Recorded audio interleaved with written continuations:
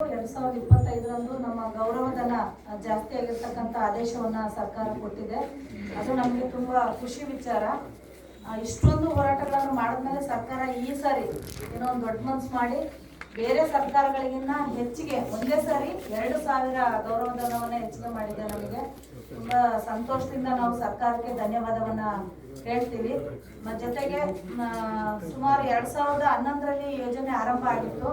ಅದು ಅನುಷ್ಠಾನ ಆಗೋದಕ್ಕೆ ಅಂದ್ರೆ ಜಿಲ್ಲೆಗಳಲ್ಲೂ ಬೇರೆ ಬೇರೆ ರೀತಿಯಲ್ಲಿ ಅನುಷ್ಠಾನ ಆಗ್ತಾ ಬಂತು.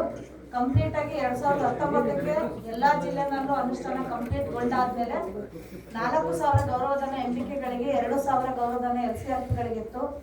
ಆನಂತರ ನಮ್ಮ ನೆಕ್ಸ್ಟ್ ಸಖಿಯರು ಬಂದರು, ಪಶು ಸಖಿ, ಕೃಷಿ ಸಖಿ, ವನ ಸಖಿ, ಮತ್ಸ್ಯ ಸಖಿ ಅಂತ ಹೇಳಿ. ಈಗ ಅಲ್ಲಿ ರನ್ನಿಂಗ್ ಅಲ್ಲಿ ಪಶು ಸಖಿ ಮತ್ತೆ ಅವರಿಗೂ ಸಹ ಗೌರವಧನ ಮಾಡಿದೆ. 750 ರೂಪಾಯಿ ಗೌರವಧನ ಮತ್ತೆ ಇನ್ಸೆಂಟಿವ್ ಆಗಿ ಬೇರೆ ಬೇರೆ ಸರ್ವೆಗಳಿಗೆ ಬೇರೆ ಬೇರೆ ಅನುದಾನಗಳನ್ನ ಬಿಡುಗಡೆ ಮಾಡ್ತಾ ಇದೆ ಅಂತ ಹೇಳಿ ಆ ವಿಷಯದಲ್ಲಿ ನಾವು ತುಂಬಾ ಖುಷಿಯಾಗಿ ಈ ವಿಷಯವನ್ನ ನಿಮ್ ಜೊತೆ ಹಂಚ್ಕೊಂತ ಇದ್ದೀವಿ. ಆದ್ರೆ ಅದ್ರ ಜೊತೆಗೆ ಪ್ರತಿ ವರ್ಷ 2011ರಿಂದ ಇಲ್ಲಿವರೆಗೂ ಒಂದೊಂದು ವರ್ಷ ಅಂತಾನು ಒಂದೊಂದು ವರ್ಷಕ್ಕೆ 1000 ಗೌರವಧನವನ್ನ ಹೆಚ್ಚಿಗೆ ಮಾಡ್ಕೊಂತ ಬಂದಿದ್ರೆ ಸರ್ಕಾರ, ಇವತ್ತಿಗೆ ನಮ್ಮ ಗೌರವಧನ 15,000 ಆಗ್ಬೇಕಾಗಿತ್ತು. ಬಟ್ ಇವತ್ತು ನಮ್ಮ ಗೌರವಧನ 7,000 ಮಾತ್ರ ಆಗಿದೆ.